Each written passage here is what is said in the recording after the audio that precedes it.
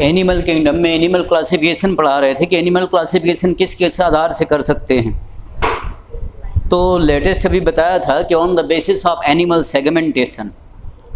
तो एक तो स्यूडो मेटामेरिज्म जिसमें कि सेगमेंटेशन लगता है लेकिन रियली होता नहीं, वो क्या फाइलम प्लैटीहेलमिन्थीज में, जैसे कैटिनिया सोलियम है उसमें स्यूडो सेगमेंटेशन प्रोग्लॉटिड्स फाल सेगमेंट्स के रूप में नज़र आते हैं। और जो रियल सेगमेंटेशन हमने बताया वो फाइलम एनिलिडा में है, आर्थ्रोपोडा में और मोलस्का में है, ट्रू मेटामेरिज्म जिसको बोलते हैं। तो जिनमें सेगमेंटेशन नहीं है वो हो गए नॉन मेरिक, और जो सेगमेंटेड बॉडी है जिनकी वो हो गए मेटामेरिक सेगमेंटेशन, मेटामेरिज्म प्रेजेंट। अब अगला क्लासिफिकेशन इस आधार पे बताएंगे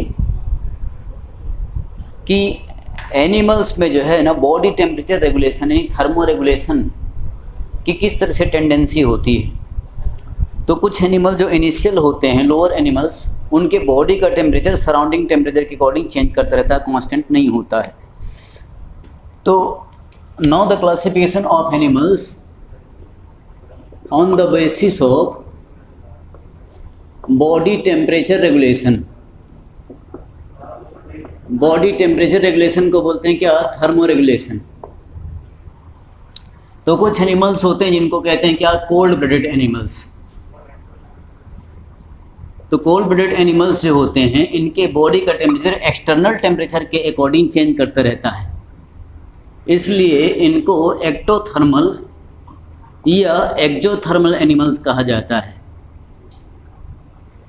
एक्टोथर्मल और एक्जोथर्मल एनिमल्स हैं और इनका बॉडी का टेम्परेचर हमेशा चेंज होता रहता है, डिफरेंट होता रहता है, इसलिए इन्हें हेटेरोथर्मल भी कहते हैं और इन्हें पोइकिलोथर्मल एनिमल्स भी बोलते हैं।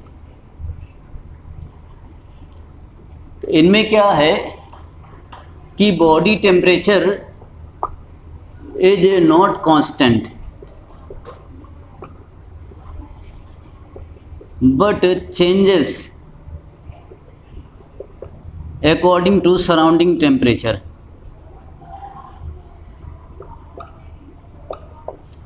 बॉडी का टेम्परेचर बाहर के सराउंडिंग एनवायरमेंटल टेम्परेचर के अकॉर्डिंग चेंज करता रहता है। तो ऐसे एनिमल को कोल्ड ब्लडेड एनिमल्स या एक्जोथर्मल बोलते हैं, हेटेरोथर्मल एनिमल्स। तो ये एनिमल्स को बोलते हैं एनर्जेटिकली एक्सपेंसिव प्रोसेस, इनमें मेटाबॉलिज्म होती है। जैसे कि एनिमल्स हैं सर्दियों में उनकी बॉडी का टेम्परेचर कम हो गया बाहर की सर्दी के अनुसार, तो खतरा भी होता है। खतरा ये होता है कि जब बॉडी का टेम्परेचर उन्होंने बहुत कम कर लिया तो बहुत कम टेम्परेचर पे क्या होगा कि बॉडी के एंजाइम्स जो होते हैं वो इनएक्टिव हो जाते हैं। तो एंजाइम्स को काम करने के लिए एक ऑप्टिमम टेम्परेचर चाहिए। अब ये एनिमल्स क्या है, सर्दियों में टेम्परेचर को कम कर लिए तो बॉडी टेम्परेचर लो हो गया तो उनके एंजाइम्स के इनएक्टिव होने का खतरा रहता है, मर जाएंगे। ऐसे गर्मियों में टेम्परेचर को बढ़ा लिए तो हाई टेम्परेचर पर भी एंजाइम के डिनेचरेशन होने का खतरा रहता है। इसलिए ये एनिमल्स बहुत सर्दी में और बहुत गर्मी में नज़र नहीं आते हैं। जैसे मच्छर देखो, बहुत सर्दी होगी तब भी नज़र नहीं आएंगे, छिप जाएंगे, बहुत गर्मी होगी तब भी नज़र नहीं आते हैं। जो मीडियम टेम्परेचर होता है उसमें खूब ये उड़ते रहते हैं। तो कोल्ड ब्लडेड एनिमल्स के एग्जाम्पल्स क्या हो गए? एग्जाम्पल्स हो गए ऑल द नॉन कॉर्डेट्स।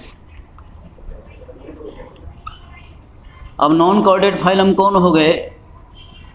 पूरा पोरीफेरा से लेकर के हेमिकॉर्डेटा तक हो गए। फिर में कॉर्डेट्स में फिश, एम्फीबिया, रेप्टाइल्स और फिश से पहले है साइक्लोस्टोम्स। ये सब एनिमल्स क्या हो गए? ये सब जो है ना कोल्ड ब्लडेड हो गए।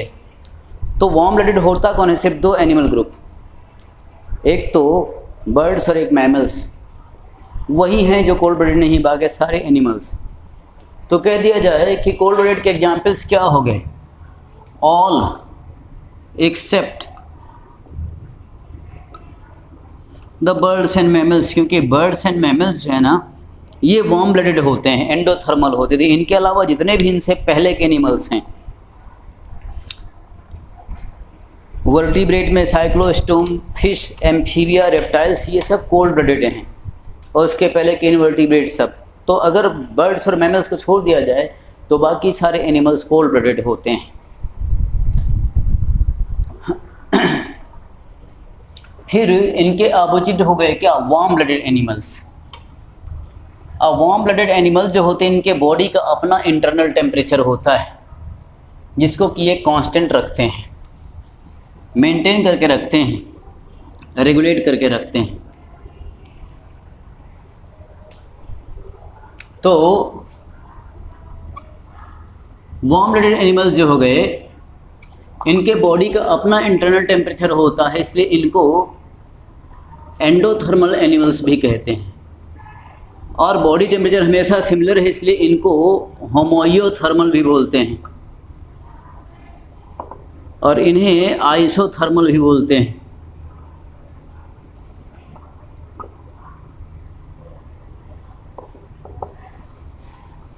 एंडोथर्मल, होमोइयोथर्मल और आइसोथर्मल एनिमल्स। तो इनमें क्या, बॉडी का टेम्परेचर जो होता है, body temperature is regulated to maintain its constancy. इसका मतलब ये क्या है, थर्मो रेगुलेटर्स होते हैं। Body temperature is regulated to maintain its constancy, यानी बॉडी टेम्परेचर कांस्टेंट बना रहता है, वो चेंज नहीं होता है सराउंडिंग के अनुसार। तो अब एग्जाम्पल अभी हमने क्या बताया था, सिर्फ बर्ड्स एंड मैमल्स ये हैं जो वार्म ब्लडेड एनिमल्स होते हैं। इनसे पहले के जितने भी एनिमल्स हैं सब क्या हुए, कोल्ड ब्लडेड। कोल्ड ब्लडेड का बॉडी टेम्परेचर कांस्टेंट नहीं होता, वो सराउंडिंग के अकॉर्डिंग चेंज करता रहता था। लेकिन ये वार्म ब्लडेड हैं, ये अपना रेगुलेट करके फिक्स रखते हैं बॉडी टेम्परेचर, तो सर्वाइवल इनमें ज़्यादा होता है। तो these animals have more chances of survival, तो ये ज़्यादा सक्सेसफुल होते हैं।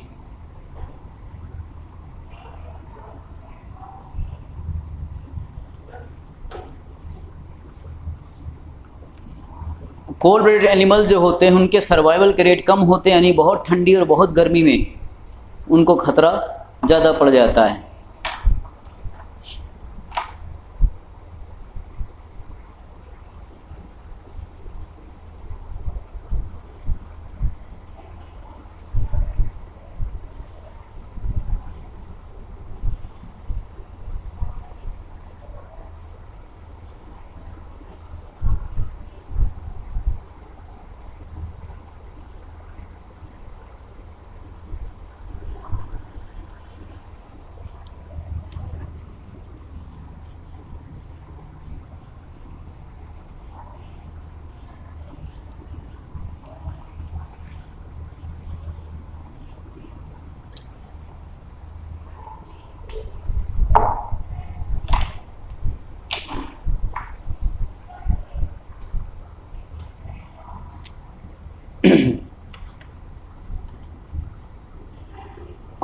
On the basis of embryonic membrane, extra embryonic या fetal membrane, एक्स्ट्रा एम्ब्रियोनिक और fetal membrane जैसे क्या, amnion, chorion, allantois and yolk sac, ये एम्ब्रियो के ऊपर प्रोटेक्टिव मेम्ब्रेन्स होती हैं। तो ये जो है सिर्फ 3 तरह के एनिमल्स से प्रेजेंट होती हैं। कौन, रेप्टाइल्स, बर्ड्स और मैमल्स। तो उन एनिमल्स को क्या कहते हैं, वो एमनियोट हैं। और इनसे पहले जितने भी एनिमल्स हैं उन सबको क्या बोलते हैं, एनेमनियोट्स। तो एमनियन जैसी एक्स्ट्रा एम्ब्रियोनिक मेम्ब्रेन अगर प्रेजेंट है, इफ प्रेजेंट, तो क्या कहे जाएंगे, एमनियोट एनिमल्स। तो एमनियोट एनिमल्स कौन हो गए? एग्जाम्पल हो गए reptiles, birds and mammals.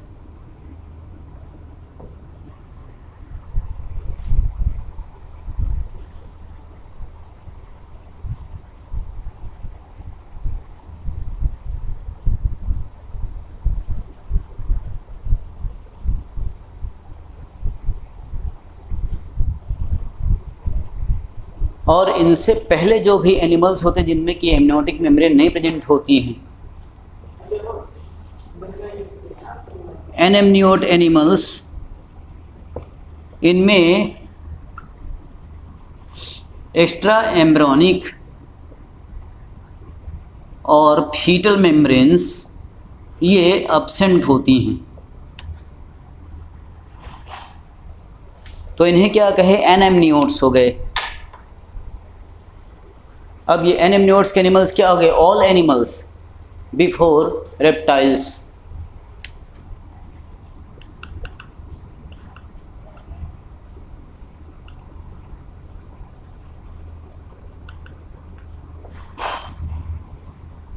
Reptiles, birds और मैमल्स ये एमनियोट्स हैं, तो इसके पहले जितने भी हो गए वो क्या हो गए? एनेमनियोट्स हो गए।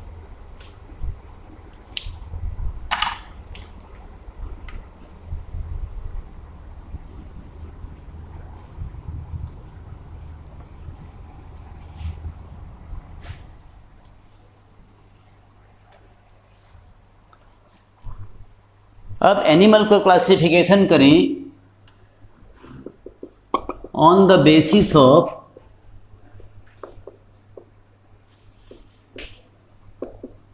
Circulatory system. अब सर्कुलेटरी सिस्टम जो है के आधार पे एनिमल्स को दो तरह से डिवाइड कर सकते हैं। एक तो वो एनिमल्स जिनमें कि ओपन सर्कुलेटरी सिस्टम होता हो, और दूसरे वो जिनमें क्लोज सर्कुलेटरी सिस्टम होता है। तो open type and close type ये दो तरह के सर्कुलेटरी सिस्टम होते हैं। तो ओपन टाइप में क्या होता है कि ये हार्ट है और हार्ट से ब्लड वेसल जो होती हैं ये आकर के ब्लड को डायरेक्टली रिलीज कर देते हैं, और ये बॉडी के सेल्स हैं, इन सेल्स के ऊपर ऊपर ब्लड जाता है। ये क्या है? बॉडी के सेल्स हैं, तो सेल्स के ऊपर डायरेक्टली ब्लड आ जाता है,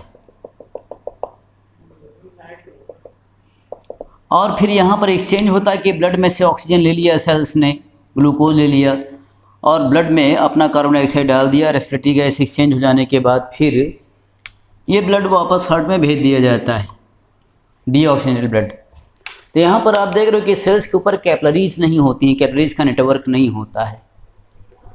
तो यहाँ पर हार्ट और ब्लड वेसल्स ये पोरली डेवलप्ड होते हैं, and the body cells directly bath, यानी बॉडी सेल्स के ऊपर डायरेक्टली ब्लड पड़ता है। तो ये ओपन टाइप का सर्कुलेटरी सिस्टम होता है। तो ये क्या है कि these are the poorly developed blood vessels, जहाँ पर कि टिश्यू कैपिलरीज एब्सेंट हैं। कैपिलरीज एब्सेंट हैं तो इसलिए क्या है कि blood directly bath to the body cells, body cells के ऊपर डायरेक्टली बाथ कराता है, नहीं डायरेक्ट कांटेक्ट होता है। तो ये ओपन टाइप का ब्लड सर्कुलेटरी सिस्टम जो होता है इसकी एफिशिएंसी कम होती है, इसमें लो प्रेशर ब्लड फ्लो होता है, और लेस एफिशिएंट यानी धीरे धीरे करके ब्लड सप्लाई होती है।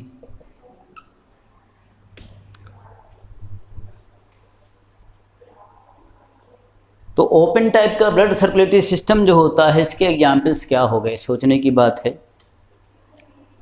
कि almost all the non chordates, except अगर छोड़ दिया जाए एनेलिडा में, तो पोरीफेरा से लेकर के पूरा हेमिकॉर्डेटा तक चलें, सब ओपन टाइप का सर्कुलेटरी सिस्टम है। कॉर्डेट्स में भी शुरुआत में ओपन है, जब वर्टिब्रेट्स हो जाते हैं तो उनमें जो है ना क्लोज टाइप का सर्कुलेटरी सिस्टम आता है। तो ओपन टाइप का एग्जाम्पल हम क्या लिख दें, एग्जाम्पल सबसे अच्छा हो जाएगा ऑल इनवर्टिब्रेट्स, मगर एक्सेप्ट क्या, some annelids, some annelids like what, earthworm.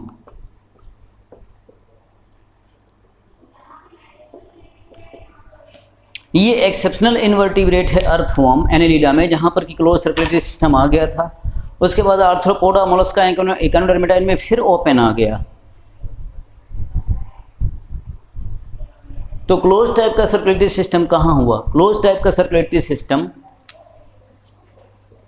इसका एग्जाम्पल है वर्टिब्रेट्स।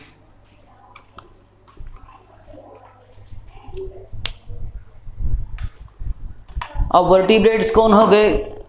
साइक्लोस्टोम्स हो गए, जो मछलियों से पहले के एनिमल्स हैं। Cyclostome, fish, amphibia, reptiles, birds, mammals, इन सब में क्लोज्ड सर्कुलेटरी सिस्टम है। अब ये क्लोज सर्कुलेटरी सिस्टम का क्या मतलब हुआ?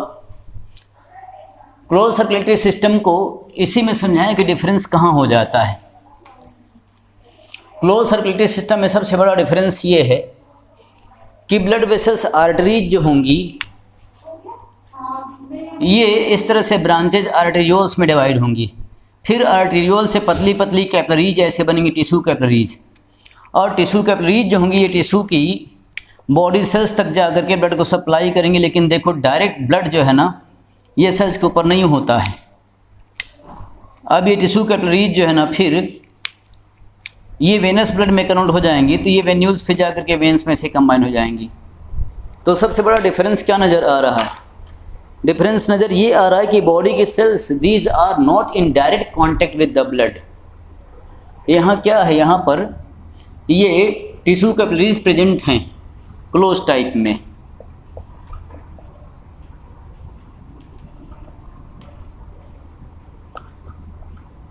सो इनडायरेक्ट एक्सचेंज होता है कि कैपिलरी वॉल से होकर के ब्लड में कार्बन डाइऑक्साइड और रेस्पिरेटरी मटेरियल जाएगा, और उसी वॉल के थ्रू ब्लड का ऑक्सीजन और ग्लूकोज इधर आएगा। सेल्स के बाहर होता है एक्स्ट्रा सेलुलर फ्लूइड।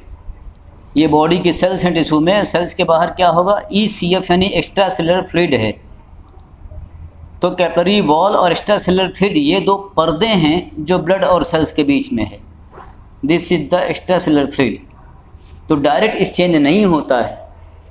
और क्लोज सर्कुलेटरी सिस्टम में ब्लड वेसल्स ये वेल डेवलप्ड होती हैं, हाई प्रेशर ब्लड फ्लो होता है।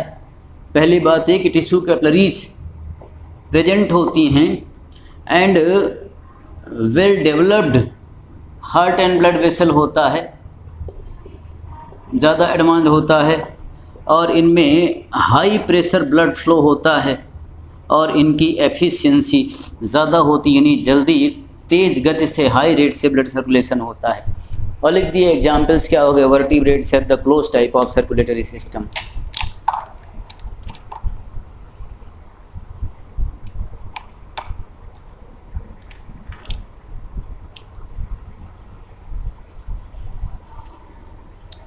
This was the animal classification based on the type of circulatory system, whether it is of open type or of closed type.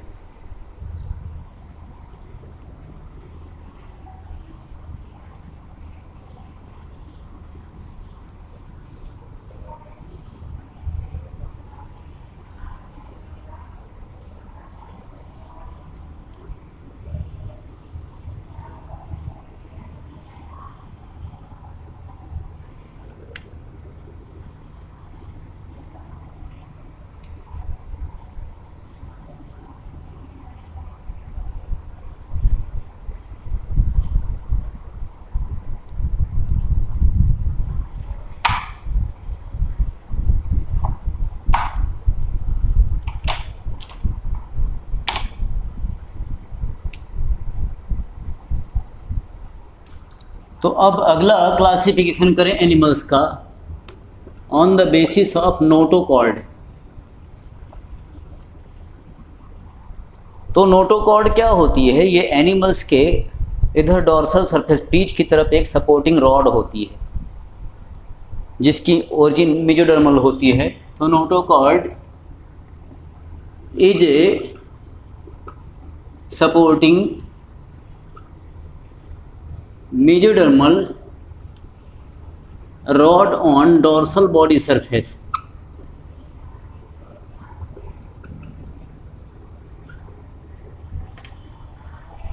Body के पीठ की तरफ dorsal side में एक सपोर्टिंग रॉड होती है।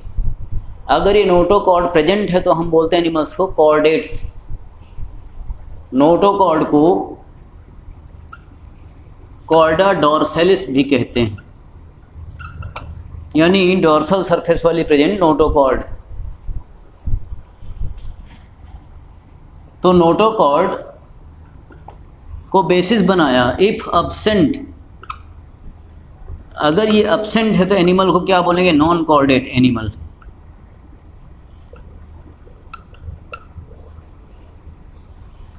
और अगर ये प्रेजेंट है, ये प्रेजेंट, तो एनिमल को क्या बोलेंगे, कॉर्डेट एनिमल बोलेंगे।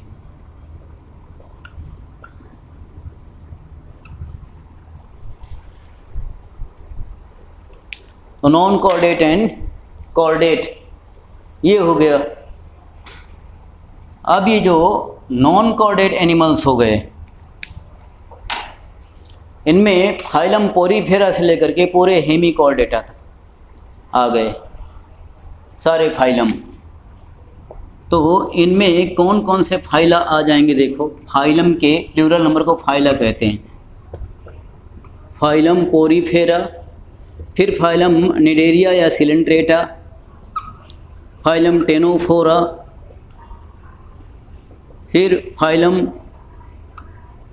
प्लेटीहेलमिन्थ, फाइलम एस्केलमिन्थीजिया, निमेटोडा, फिर फाइलम एनेलिडा। एनेलिडा के बाद फिर फाइलम मोलस्का, मोलस्का के बाद इकाइनोडर्मेटा, इकाइनोडर्मेटा के बाद फिर phylum Hemichordata.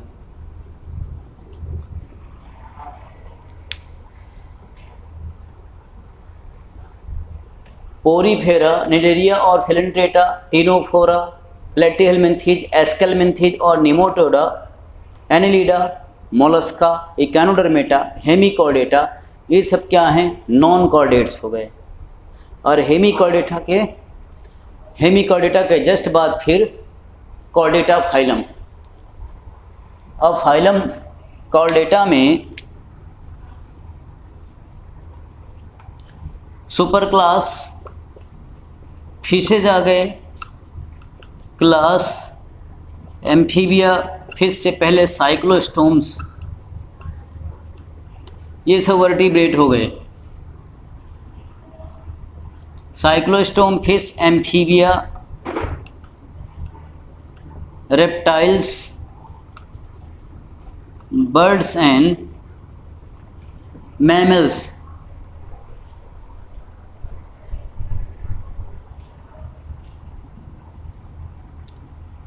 Cyclostome fish, amphibia, reptiles, birds and mammals, ये सब हो गए वर्टिब्रेट्स।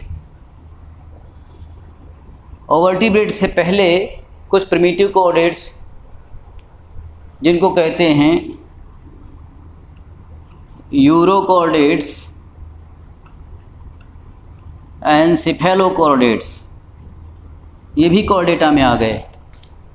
तो अब कॉर्डेट एनिमल्स में कौन कौन आ गए, नंबर 1 यूरोकॉर्डेटा, नंबर 2 सिफेलोकॉर्डेटा, फिर नंबर 3 में ये सारे आ गए वर्टिब्रेट्स, ये जितने बताए।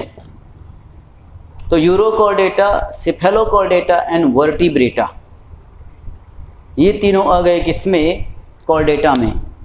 लेकिन अभी आगे जब फाइलम कॉर्डेटा पढ़ेंगे तो इसको फिर से डिटेल में पढ़ना होगा। इट्स ओनली एन इंट्रोडक्शन, इनकी डिटेल आपको संबंधित फाइलम में पढ़ना। अभी सिर्फ हमने ये बताया है कि जिन एनिमल्स में नोटोकॉर्ड नहीं हैं उन्हें नॉन कॉर्डेट कह दिए, जिसमें कि ये फाइलम आते हैं। और जिन एनिमल्स में नोटोकॉर्ड प्रेजेंट है वो कॉर्डेट एनिमल्स हैं, और उन कॉर्डेट एनिमल्स में ये एनिमल ग्रुप्स आते हैं, urochordata, cephalochordata and these all are the vertebrata, vertebrates. इनको आगे फिर से पढ़ना होगा, nothing to be worried for this. अभी से इनकी ज़्यादा चिंता करने की जरूरत नहीं, सिर्फ इंट्रोडक्शन जाननी है कि नॉन कॉर्डेट और कॉर्डेट ये दो ग्रुप में क्लासीफाई हो गए एनिमल्स।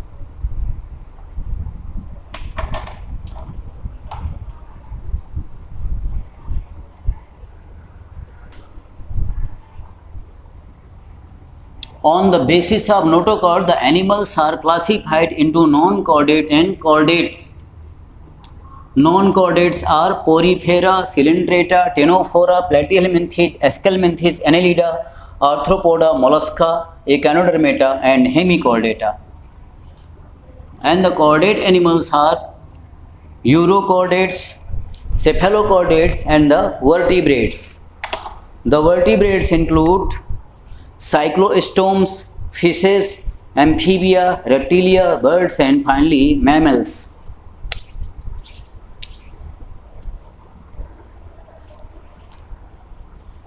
तो ये सब कुछ important aspects of animal classification. तो एनिमल्स को हम क्लासीफाई करते हैं तो किस आधार पे, जो हमने शुरुआत में बताया कि बॉडी के स्ट्रक्चरल लेवल की कॉम्प्लेक्सिटी क्या है, किस ग्रेड का ऑर्गेनाइजेशन है, ए सेलर है, टिश्यू है, ऑर्गन है या ऑर्गन सिस्टम लेवल का है, इनमें बॉडी का स्ट्रक्चरल प्लान कैसा है, कि लूज सेल एग्रीगेट प्लान है या ब्लाइंड सैक प्लान है, tube with in tube plan है। ब्लाइंड सैक प्लान का मतलब इनकम्प्लीट डाइजेस्टिव ट्रैक्ट है, और ट्यूब विद इन ट्यूब का मतलब कि कंप्लीट डाइजेस्टिव ट्रैक्ट है, जहाँ पर कि इंजेशन के लिए माउथ और इजेशन के लिए क्लोएका या अनस अलग से एब्सेंट होगा। फिर बॉडी वॉल में जो लेयर्स हैं, जर्म लेयर, सिर्फ एक्टोडर्म और एंडोडर्म है तो डिप्लोब्लास्टिक, और अगर एक्टोमीज और एंडोडर्म तीनों हैं तो वो ट्रिप्लोब्लास्टिक होंगे। फिर सिलोम के आधार पे क्लासिफिकेशन बताया कि अगर सिलोम नहीं तो सिलोमेट, और अगर फाल सिलोम है बिना मेजोडर्म की तो वो स्यूडोसिलोमेट, और रियल सिलोम है जो कि मेजोडर्म की बाउंड्री से बाउंडेड है तो वो यू या ट्रू सिलोमेट एनिमल्स होंगे। इस तरह की बातें बताई। फिर बताया कि एनिमल की सिमेट्री जो होती है, कुछ तो एनिमल्स बिल्कुल एसिमेट्रिकल होते हैं, कुछ रेडियल सिमेट्री में अरेंज होते हैं, और कुछ लेफ्ट और राइट हाफ में बायलेटरल सिमेट्री में बॉडी की प्लान होती, स्ट्रक्चर होती है। तो बायलेटरल सिमेट्री है सबसे एडवांस सिमेट्री होती है, जहाँ पर कि लेफ्ट हाफ और राइट हाफ, इन दो हिस्सों में बॉडी सिर्फ एक सिंगल प्लेन जो कि सेंट्रल एक्सिस से जाता है उसे डिवाइड हो सकती है। और bilateral symmetry most advance type की सिमेट्री है, जहाँ पर कि anterior portion, posterior portion, dorsal और वेंट्रल, लेफ्ट और राइट, प्रॉक्सिमल और डिस्टल, ये सारे एंड्स जो है ना क्लियरली डिस्टिंग्विश्ड होते हैं the most advance bilateral symmetry में। तो सब के एग्जाम्पल्स हमने बताए हुए हैं, और इस तरह से एनिमल क्लासिफिकेशन के क्राइटेरिया का जो एक टॉपिक है ये कंप्लीट होता है। और आगे सारे नॉन कॉर्डेट्स फाइला आपको पहले पढ़ने हैं, और किंगडम एनिमलिया की शुरुआत होती है कहाँ से, फाइलम पोरीफेरा से, स्पॉन्जेस से।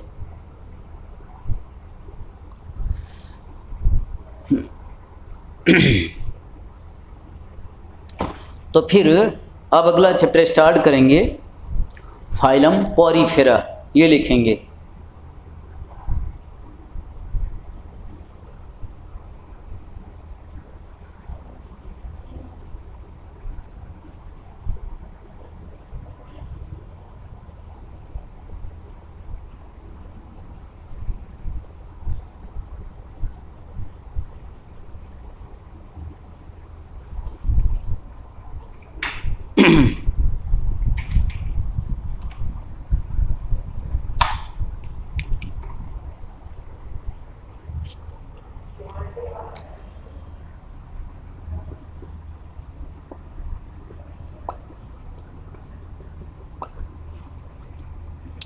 पोरी मीन्स पोर्स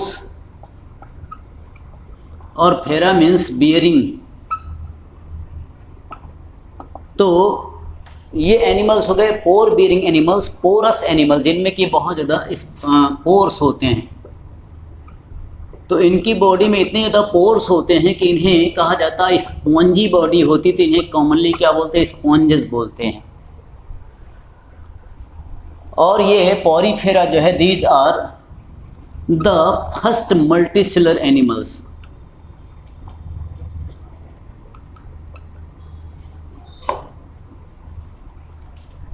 पहले मल्टीसेलर एनिमल्स हैं जिनमें कि सेलुलर लेवल का बॉडी ऑर्गेनाइजेशन है, और यहाँ पर अलग अलग सेल्स के बीच में डिवीजन ऑफ लेबर स्टार्ट हुआ with start of cellular level division of labour, यानी अलग अलग सेल्स अलग अलग तरह के वर्क या लेबर को आपस में डिवाइड कर लेंगी, लेकिन सेल्स का एग्रीगेट कोई ऐसा नहीं था कि वो टिश्यू बन सके। तो सारी सेल्स कैसी थी, एक दूसरे से लूज थी, मिल करके टिश्यू नहीं बनाते थे। इसलिए बॉडी का स्ट्रक्चरल प्लान कैसा हो गया, these were loose cell aggregate plan of body structure.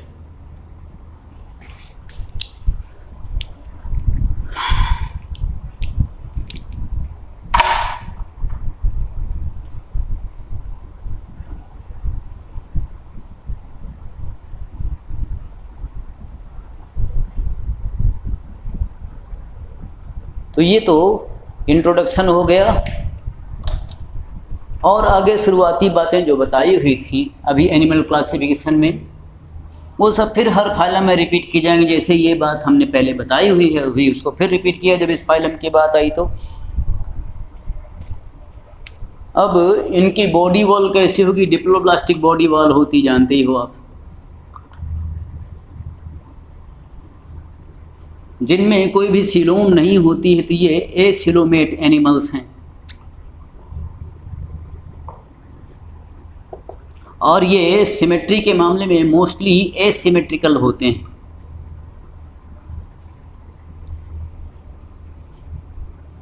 तो ये मोस्टली एसिमेट्रिकल एनिमल्स हैं, और ये एक्वेटिक हैबिटेट के होते हैं, जो कि फ्री लिविंग होते हैं, कहीं किसी पे पैरासाइटिक नहीं होते। और एक्वेटिक में भी क्या, मोस्टली मैरीन वाटर, और बहुत कम ही ऐसे होते हैं जो फ्रेश वाटर फॉर्म होते हैं, जैसे कि फ्रेश वाटर स्पॉन्जिला। ये हो गई हैबिटेट की बात।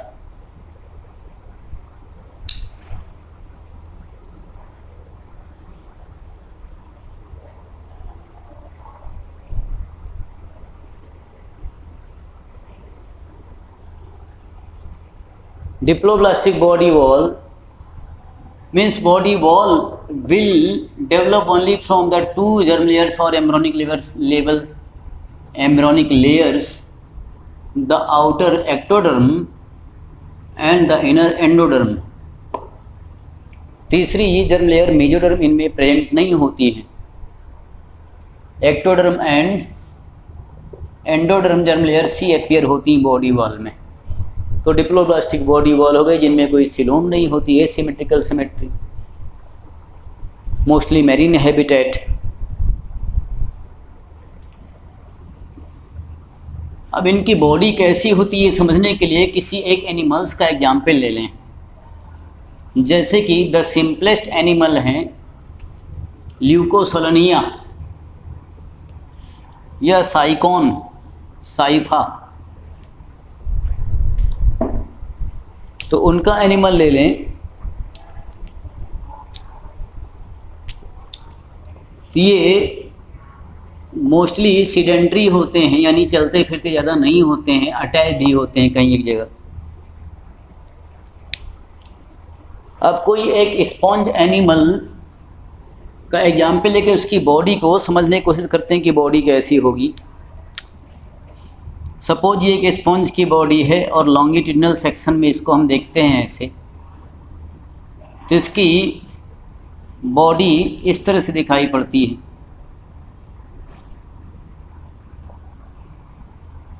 जिसमें कि बॉडी में बहुत सारे पोर्स होते हैं, पोरस बॉडी है। ये लॉन्गिट्यूडिनल सेक्शन हम देख रहे हैं। तो ये बॉडी वॉल में पोर्स,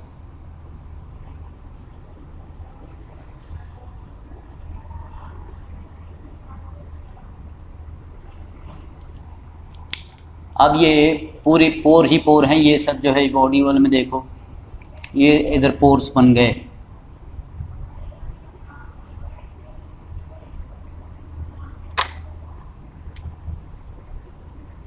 ये पूरी पोरस बॉडी हो गई।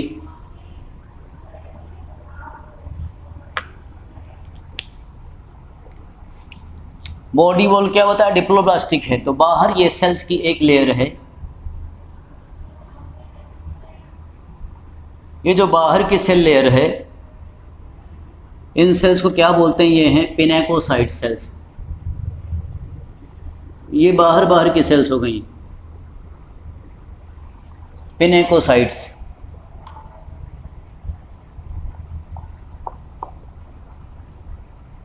और ये बीच बीच में पोर्स हैं।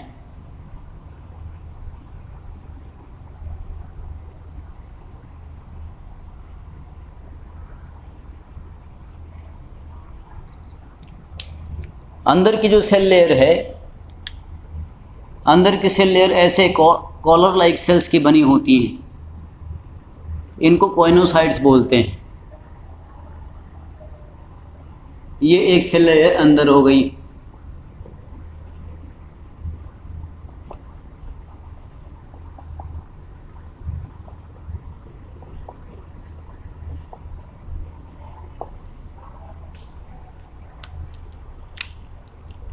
तो डिप्लोब्लास्टिक बॉडी वॉल हो गई बाहर और अंदर के बीच में।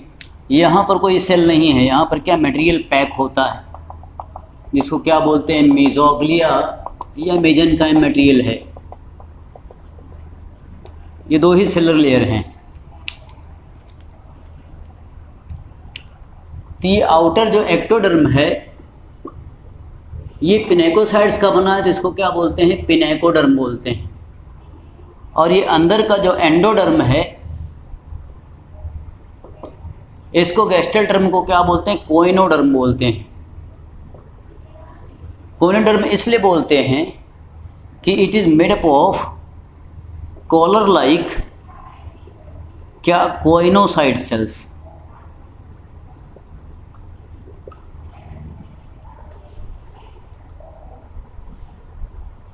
अब अंदर जो है, ये एक कैविटी प्रेजेंट है। इस कैविटी को बोलते हैं क्या? स्पॉन्जोसील।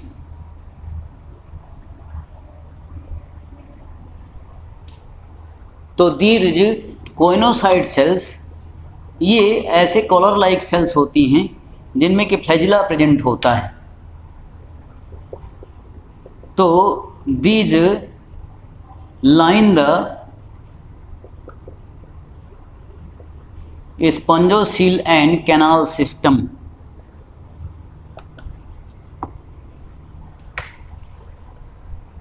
तो ये स्पॉन्जोसील और कैनाल सिस्टम को लाइन करने वाली ये कोइनोसाइट सेल्स हैं, बाहर के पिनेकोसाइट्स हैं। तो एक्टोडर्म और एंडोडर्म ही सेलुलर लेयर है, इसलिए क्या हो गया? ये डिप्लोब्लास्टिक बॉडी वॉल हो गई। इस तरह का ये बहुत सारे जो पोर्स हैं बॉडी पे, these multiple pores are known as what? Ostia. तो ऑस्टिया ये माउथ लाइक काम करते हैं। These are many mouth like pores. क्या कहते हैं? Ostia mouth like. क्यों? क्योंकि इन्हीं से वाटर अंदर करता है, और वाटर इनसे अंदर जाने के बाद फिर आ जाता है स्पॉन्जोसील में, और स्पॉन्जोसील में होते हुए फिर बाहर निकल जाता है। ये एक बड़ा सा, ये एक सिंगल आउटलेट है, जिसको क्या बोलते हैं? ऑस्कुलम बोलते हैं। तो इस तरह से स्पॉन्जेस का फीचर क्या हो गया कि there are many inlets but a single outlet, osculum. तो ऑस्टिया तो बहुत सारे हैं, लेकिन ऑस्कुलम एक सिंगल ही होता है। देयर आर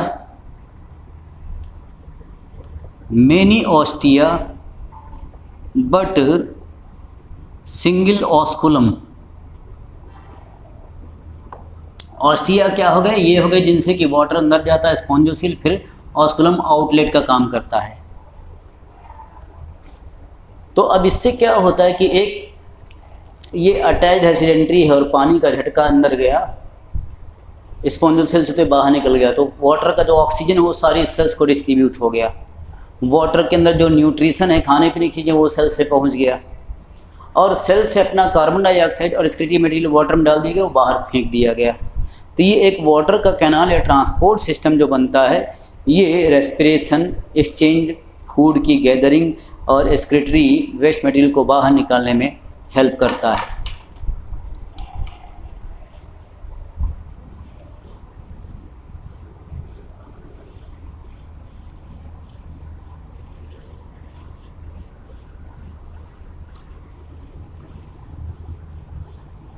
तो एक कैरेक्टरिस्टिक फीचर क्या है स्पॉन्जेस का? कैरेक्टरिस्टिक फीचर कोइनोसाइट सेल्स हो गई।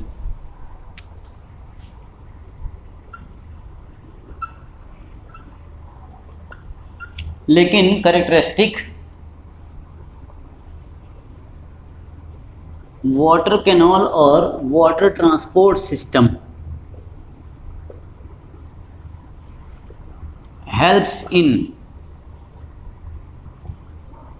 helps in food gathering, यानी फूड को ले आना, फिर रेस्पिरेटरी गैसेस एक्सचेंज इसमें हेल्प करता है, और क्या एक्सक्रीटरी रिमूवल ऑफ मटेरियल्स इसमें हेल्प करता है, एट्सेट्रा।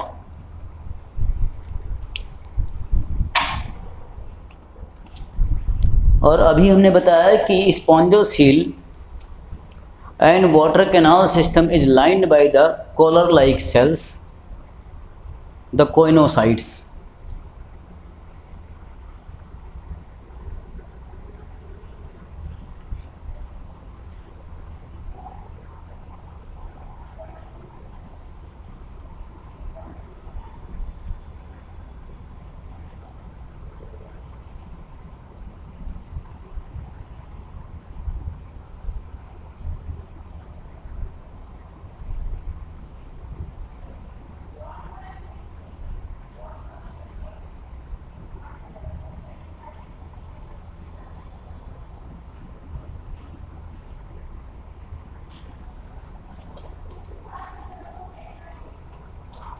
कैनाल सिस्टम जो होते हैं इनकी बनावट कई तरह की होती है।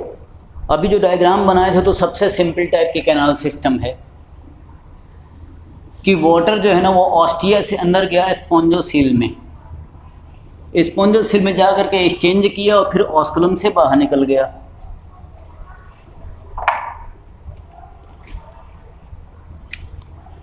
तो types of canal system, number 1 ascon type या एस्कोनाइड कैनाल सिस्टम।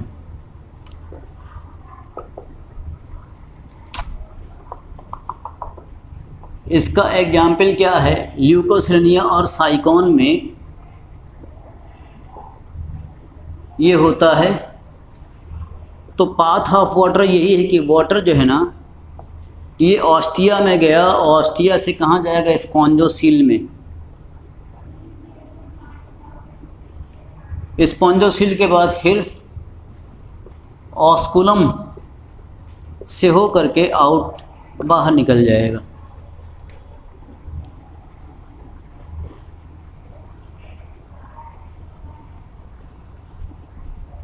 इसके बाद और भी एस्कोनाइड कैनाल सिस्टम, ये क्या है? It is the simplest type. लेकिन और भी कैनाल सिस्टम मोर कॉम्प्लेक्स बनते हैं, जैसे ल्यूकोनाइड, ल्यूकॉन टाइप कैनाल सिस्टम होता है, साइकोनॉइड कैनाल सिस्टम होता है, साइकोन टाइप कैनाल सिस्टम। इन्हें पढ़ना नहीं है, बस नाम जान लो काफ़ी है। और एक होता है रेगॉन टाइप कैनाल सिस्टम जो कि लार्वा में होता है, तो ये है larval canal system. Ascon, leucon, sycon और रेगॉन टाइप के कैनाल सिस्टम होते हैं, सिर्फ नाम जानना ही काफ़ी है। और इन सब का पर्पज़ वही होता है वाटर का सर्कुलेशन करते हुए ज़रूरी चीज़ों का एक्सचेंज कर पाना।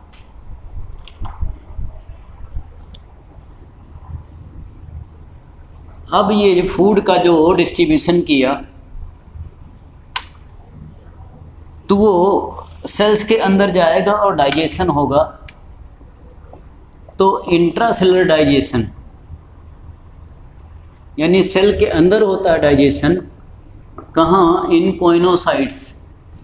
कोइनोसाइट सेल्स की फूड वैक्यूल्स होती हैं, उन्हें फूड वैक्यूल्स में इंट्रासेलुलर डाइजेशन होगा।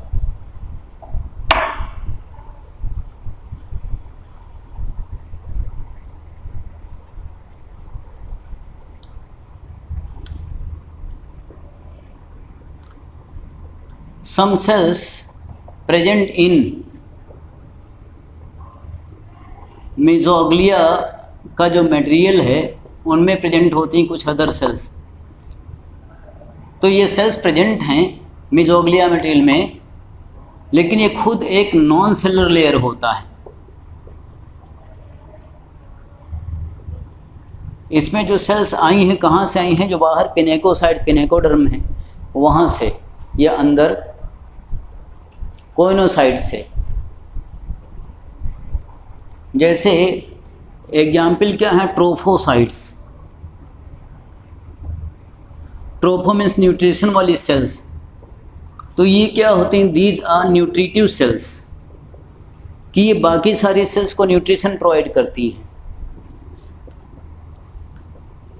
थीसोसाइट्स, थीसोसाइट जो होती हैं ये फूड स्टोरिंग सेल्स होती हैं, इनमें कुछ फूड स्टोर रहता है। आर्चियोसाइट्स होती हैं, आर्चियोसाइट्स ये टोटीपोटेंट सेल्स होती हैं।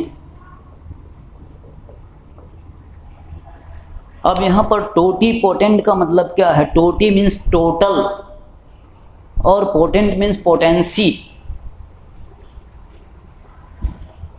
तो टोटीपोटेंट का मतलब कि कुछ ऐसी सेल्स जिनके अंदर टोटल कंप्लीट ऑर्गेनिज्म बनाने की पोटेंसी हो, उन्हें बोलते हैं क्या? Totipotent sales.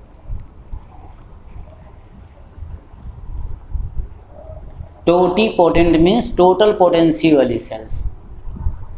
The cells having potential और capacity to develop into complete organism archaeocytes, यानी एक सेल से ही पूरा स्पंज बना सकता है।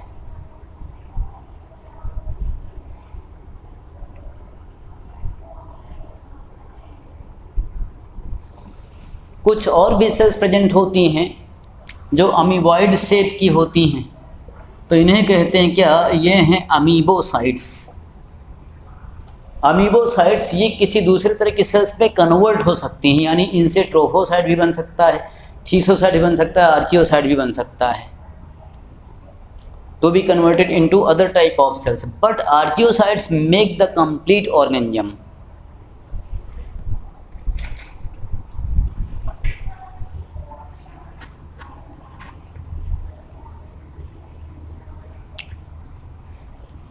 अब देखें कि इनमें रिप्रोडक्शन कैसे होता है। तो एसेक्सुअल रिप्रोडक्शन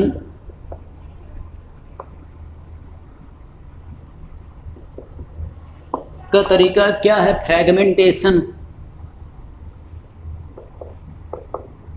कि स्पंज कुछ टुकड़ों में टूट गया फ्रैगमेंट, और हर फ्रैगमेंट नया स्पंज बना दे। कैसे? By well regeneration power, fragmentation and well regeneration power.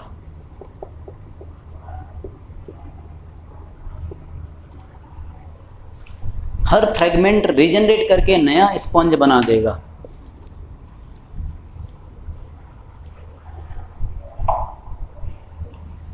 Asexual production का दूसरा तरीका क्या है?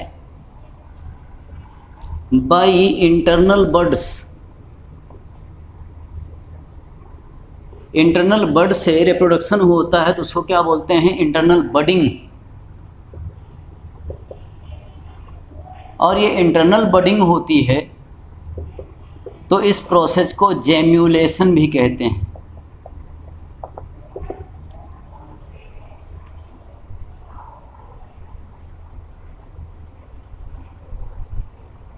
क्योंकि इंटरनल बर्ड्स जो होती हैं, इन बर्ड्स को क्या बोलते हैं? जेम्यूल्स।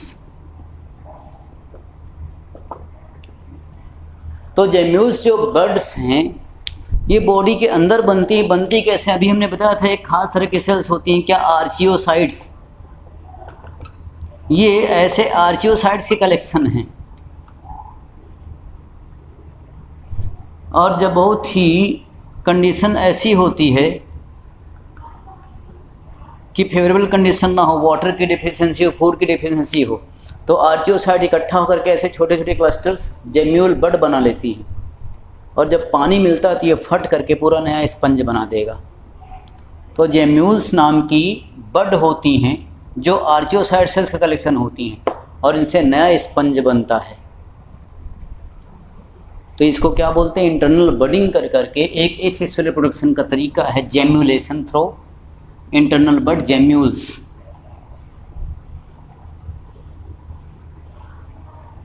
फिर सेक्सुअल रिप्रोडक्शन भी होता है,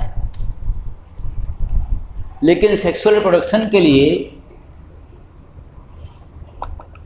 ये मोस्टली हर्माफ्रोडाइट एनिमल्स होते हैं। हर्माफ्रोडाइट का मतलब क्या कि बाईसेक्सुअल, मेल और फीमेल गैमीट दोनों सेम बॉडी में बनते हैं, यानी ये मोनोसियस होते हैं। हर्माफ्रोडाइट, बाईसेक्सुअल और मोनोसियस मोस्टली। तो गैमीट्स जो होते हैं सेल्स के अंदर, कोइनोसाइट सेल्स के अंदर ही फर्टिलाइज करते हैं, बॉडी के अंदर या मेसोग्लिया लेयर में। तो इंटरनल फर्टिलाइजेशन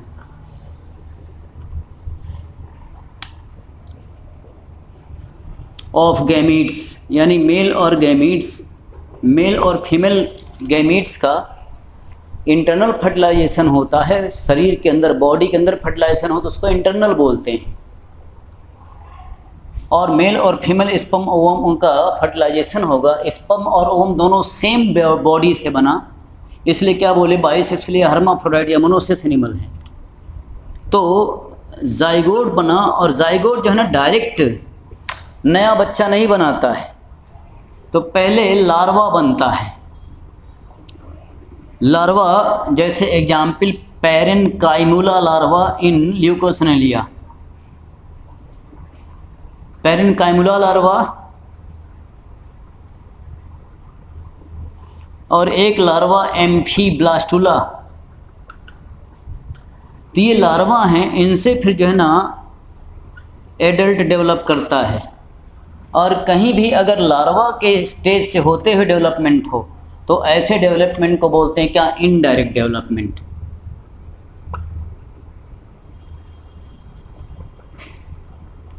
तो there is indirect development in sponges because the zygote does not convert directly into embryo and adult organism but through larval stage। तो लार्वल स्टेज के थ्रू हुआ डेवलपमेंट, इसलिए इनडायरेक्ट डेवलपमेंट। अब larva के नाम है कि पेरेनकाइमुला लार्वा, एम्फीब्लास्टुला नाम के लार्वा बनते हैं स्पॉन्जेस में।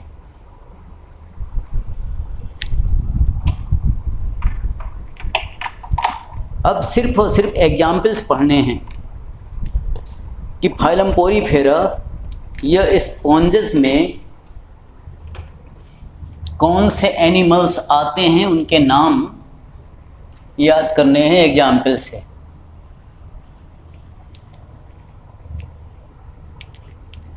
तो एग्जाम्पल्स ऑफ स्पॉन्जेस और the animals of Porifera, Leucosolenia, it is the simplest sponge. इसी के जैसा दूसरा भी होता है साइकोन या साइफा।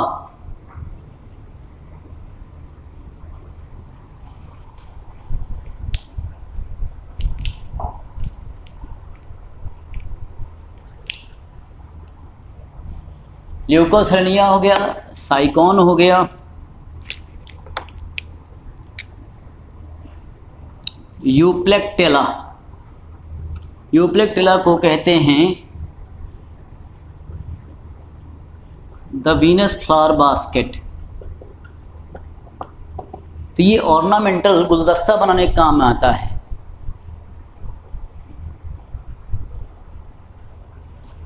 एंड ये एक गिफ्ट के रूप में भी होता है। इट इज ऑल्सो यूज्ड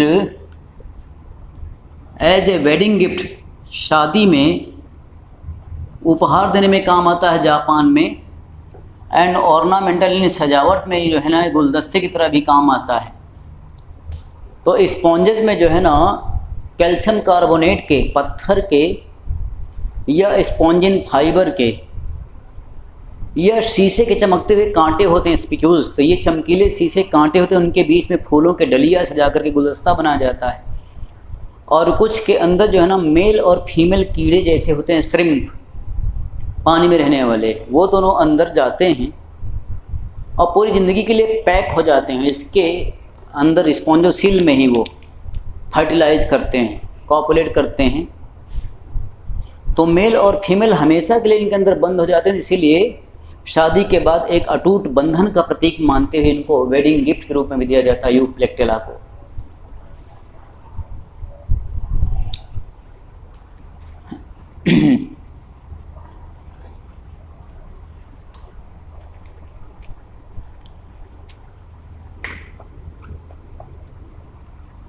तो ल्यूकोसिलिनिया हो गया, साइकोन हो गया, यूप्लेक्टेला हो गया, और एक होता है स्पॉन्जिला, इसको कहते हैं फ्रेश वाटर स्पंज, क्योंकि ये स्पंज जो है ये फ्रेश वाटर में पाया जाता है, ये मैरीन वाटर में नहीं होता है, कि ये एक्सेप्शन है। और ये इस तरह से पानी के अंदर जो है ना कोई प्लांट ट्विग है तो इसके ऊपर ये स्पॉन्ज ऐसे रहता है और इसके अंदर जू क्लोरेला सिम्बियोंट एल्गी भी रहते हैं, इसलिए ये ग्रीन दिखाई पड़ता है,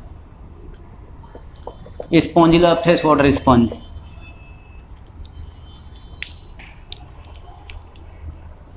तो ये ग्रीन ग्रीन दिखाई पड़ता है क्योंकि इसमें ये सिम्बियोंट एल्गी भी होते हैं। एल्गी कौन सा होता है? जू क्लोरेला स्पॉन्जिला के साथ फ्रेश वाटर स्पंज।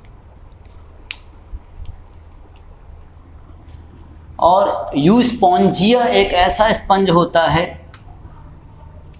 जिससे कि कपड़े साफ करने में, रगड़ने में, मैल छुटाने में, नहाने में लोग इस्तेमाल करते थे बाथरूम में, तो उसको जो है बाथ स्पंज कहते हैं। ये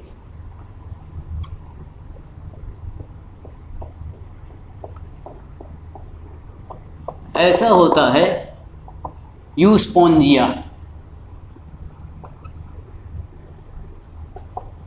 या बाथ स्पंज, बाथरूम स्पंज, ये एक एब्जॉर्बेंट के रूप में और रबिंग एजेंट के रूप में कपड़ों के धोने में, नहाने में इस्तेमाल इसका करते थे। जनरल कैरेक्टर में एक बात और नोट करके लिखें स्पॉन्जेस में, पोरीफेरा में, कि इनमें skeletal spicules of calcium carbonate और सिलिका और स्पॉन्जिन प्रोटीन के फाइबर्स ये प्रेजेंट होते हैं।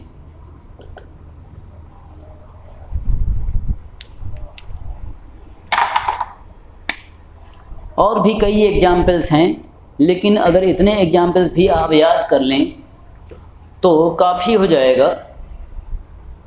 जैसे एक स्पॉन्ज होता है चेलाइना, जिसको बोलते हैं डेड मैन्स फिंगर। एक होता है हाइलोनीमा, जिसको ग्लास रोप स्पंज बोलते हैं।